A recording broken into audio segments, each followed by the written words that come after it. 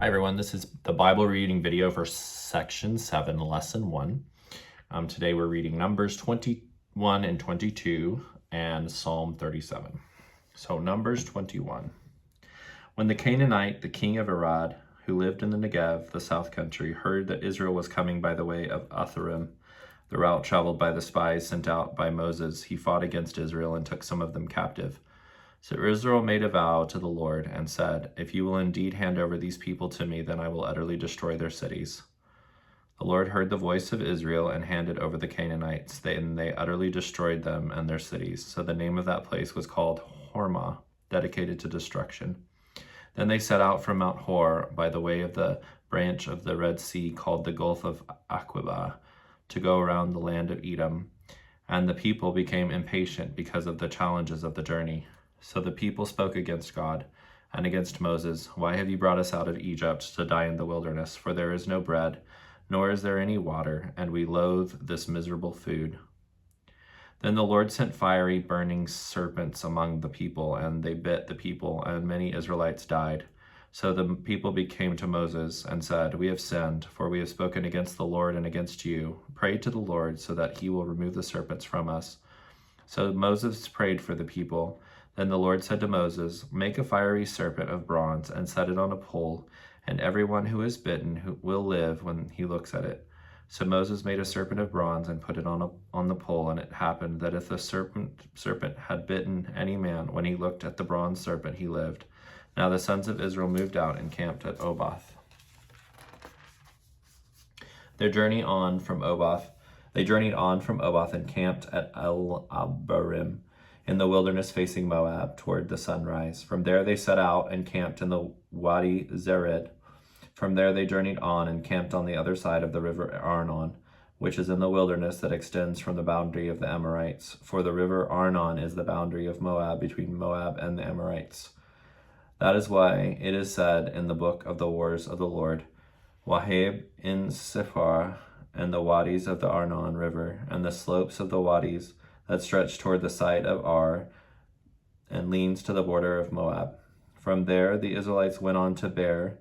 That is where the Lord said to Moses, "Gather the people together, and I will give them water." Then Israel sang this song, "Spring up, O wells, sing to it, the well which the leaders dug, which the nobles of the people hollowed out, which with the scepter and with their staves."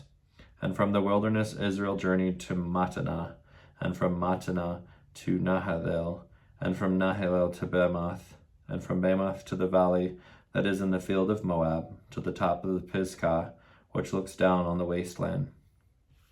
Then Israel sent messengers to Sihon, the king of the Amorites, saying, "Let me pass through your land. We will not turn away from the road into field or vineyard. We will not drink the water of the wells. We will go by the king's highway until we have crossed your border." But Sihon would not allow Israel to pass through his border. Instead, Sihon gathered all his people together and went out against Israel into the wilderness and came to Jahaz, and he fought against Israel. Then Israel struck the king of the Amorites with the edge of the sword and took possession of his land from the Arnon to the Jabbok, as far as the Ammonites, for the boundary of the Ammonites was strong. Israel took all the cities and settled in all the cities of the Amorites, in Heshbon and in all of its towns. For Heshbon was the city of Sihon, the king of the Amorites, who had fought against the former king of Moab, and had taken all his land out of his hand as far as the Arnon. This is why those who use Proverbs say, "Come to Heshbon, let the city of Sihon be built and established. For fire has gone out of Heshbon, a flame from the city of Sihon. It devoured Ar of Moab, and the lords of the heights of the Arnon. Woe, judgment is coming to you, Moab. You are destroyed, O people of the god Shemesh. Moab has given it his sons as fugitives, that is, survivors of battle, and his daughters into captivity, to Sihon, king of the Amorites. We have shot them down with arrows. Heshbon is destroyed as far as Dibon, and we have laid them waste as far as Nophah, which reaches to Medeba." Thus Israel settled in the land of the Amorites. Now Moses sent men to spy out Jezer, and they overthrew its villages and dispossessed the Amorites who were there. Then they turned and went up by the way of Bashan, and Og, the king of Bashan, went out against them, he and all his people, to battle at Edrei. But the Lord said to Moses, "Do not fear him, for I have handed him over I have handed over him and all of his people and his land to you, and you shall do to him just as you did to Sihon, king of the Amorites, who lived at Heshbon. So the sons of Israel killed Og and his sons and all his people, until there was no survivor left to him, and they took possession of his land. The Israelites journeyed and camped in the plains of Moab on the east side of the Jordan River, across from Jericho. And Balak, the king of Moab, the son of Zippor, saw all that Israel had done to the Amorites. So Moab was terrified because of the people, for they were numerous. Moab was overcome with fear because of the sons of Israel. Moab said to the elders of Midian, "Now this horde will lick up all that is around us, just as the ox licks up the grass of the field." And Balak, the son of Zippor, was the king of Moab at the time. So he sent messengers to Balaam, a famous prophet diviner, the son of Beor, at Pethor, which is by the Euphrates River, in the land of the descendants of his people, to call for him, saying, "There is a people who have come out of Egypt. Behold, they cover the surface of the land, and they are living opposite me. Now please come, curse these people for me, for they are too powerful for me. Perhaps I will be able to defeat them and drive them out of the land. For I know your reputation, that he whom you bless is blessed, and he whom you curse is cursed." So the elders of Moab and of Midian departed with fees for divination, foretelling in hand. And they came to Balaam and told him the words of Balak. Balaam said to them, "Spend the night here, and I will bring word back to you as the Lord may speak to me." So the leaders of Moab stayed with Balaam that night. God came to Balaam and said, "Who are these men with you?" Balaam said to God, "Balak the son of Zippor, king of Moab, has sent word to me. Hear this, the people who came out of Egypt cover the surface of the land. Come now, curse them for me. Perhaps I may be able to fight against them and drive them out." God said to Balaam, "Do not go with them. You shall not curse the people of Israel, for they are blessed." Balaam got up in the morning and said to the leaders of Balak, "Go back to your own land of Moab, for the Lord has refused to let me go with you." The leaders of Moab arose and went to Balak and said, "Balaam refused to come with us." Then Balak again sent leaders more numerous and men who were more distinguished than the first ones. They came to Balaam and said to him, "Thus says Balak the son of Zippor, I beg you, let nothing hinder you from coming to me, for I will give you a very great honor, and I will do whatever you tell me, so please come, curse these people of Israel for me." Balaam answered the servants of Balak, "Even if Balak were to give me his house full of silver and gold, I could not do anything, either small or great, contrary to the command of the Lord my God. Now please, you also stay here tonight, and I will find out what else the Lord will say to me." God came to Balaam at night and said to him, "If the men have come to call you, get up and go with them, but you shall still only do what I tell you." So Balaam got up in the morning and saddled his donkey and went with the leaders of Moab. But God's anger was kindled because he was going, and the angel of the Lord took his stand in the way as an adversary against him. Now he was riding on his donkey, and his two servants were with him. When the donkey saw the angel of the Lord standing in the way and his drawn sword in his hand, the donkey turned off the path and went into the field. But Balaam struck the donkey to turn her back toward the path. But the angel of the Lord stood in a narrow path of the vineyards, with a stone wall on his side and a stone wall on that side. When the donkey saw the angel of the Lord, she pressed herself against the wall and crushed Balaam's foot against it, and he struck her again. Then the angel of the Lord went further and stood in a narrow place where there was no room to turn, either to the left or to the right. When the donkey saw the angel of the Lord, she lay down under Balaam. So Balaam was angry, and he struck the donkey a third time with his staff. And the Lord opened the mouth of the donkey, and she said to Balaam, "What have I done to you that you have struck me these 3 times?" Then Balaam said to the donkey, "Because you have made a mockery of me. If there had been a sword in my hand, I would have killed you by now." The donkey said to Balaam, "Am I not your donkey on which you have ridden all your life until this day? Have I ever been accustomed to do so to you?" And he said, "No." Then the Lord opened Balaam's eyes, and he saw the angel of the Lord standing in the way with his drawn sword in his hand. And he bowed his head and laid himself face down. The angel of the Lord said to him, "Why have you struck your donkey these 3 times? Behold, I have come out to stand against you, because your behavior was obstinate and contrary to me. The donkey saw me and turned away from me these 3 times. If she had not turned away from me, I would have certainly killed you now and let her live."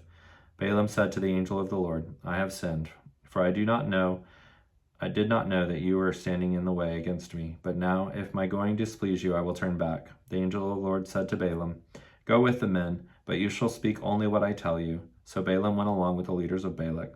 When Balak heard that Balaam was coming, he went out to meet him at the city of Moab, which is on the border of the Arnon River, at the furthest end of the border.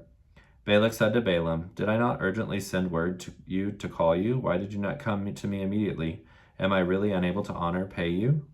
So Balaam said to Balak, "Indeed, I have come to you now, but am I able to say anything at all? The word of God, that God puts in my mouth, that I shall speak." And Balaam went to Balak, and they came to Kirath Huzoth. Balak sacrificed oxen and sheep, and sent some up to Balaam and to the leaders who were with him. Then it came about in the morning that Balak took Balaam and brought him to the high places of Baal. From there he saw a portion of the Israelites.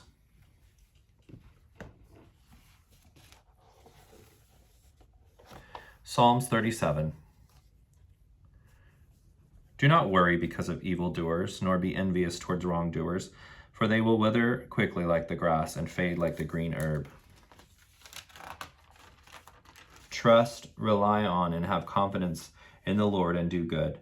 Dwell in the land and feed securely on his faithfulness. Delight yourself in the Lord, and he will give you the desires and petitions of your heart. Commit your ways to the Lord. Trust in him also, and he will do it. He will make your righteousness, your pursuit of right standing with God, like the light, and your judgment like the shining of the noonday sun. Be still before the Lord, wait patiently for him, and entrust yourself to him. Do not fret, whine, agonize because of him who prospers in his way, because of the man who carries out wicked schemes. Cease from anger and abandon wrath. Do not fret, it leads only to evil. For those who do evil will be cut off, but those who wait for the Lord, they will inherit the land. For yet a little while, and the wicked one will be gone forever. Though you look carefully, where he used to be, he will not be found. But the humble will at last inherit the land, and will delight themselves in abundant prosperity and peace. The wicked plots against the righteous and gnashes at him with his teeth. The Lord laughs at him, the wicked one, the one who oppresses the righteous, for he sees that his day of defeat is coming. The wicked have drawn the sword and bent their bow to cast down the afflicted and the needy, to slaughter those who are upright in conduct, those with personal integrity and godly character. The sword of the ungodly will enter their own heart, and their bow will be broken. Better is a little of the righteous who seek the will of God than the abundant riches of many wicked godless.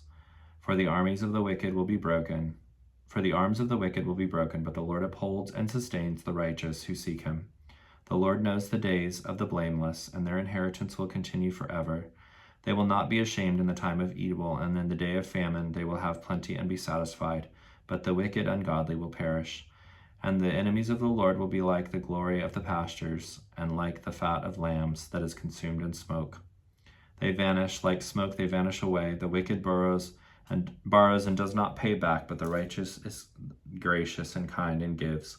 For those blessed by God will at last inherit the land, but those cursed by him will be cut off. The steps of a good and righteous man are directed and established by the Lord, and he delights in his way and blesses his path.